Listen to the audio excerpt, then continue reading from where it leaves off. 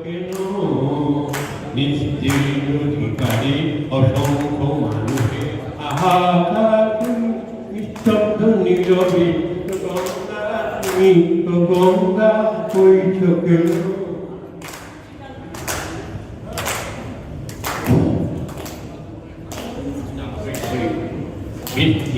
অধিকারী অসংখ্য মানুষের হাহাকার শুনেও নিঃশব্দে নীরবে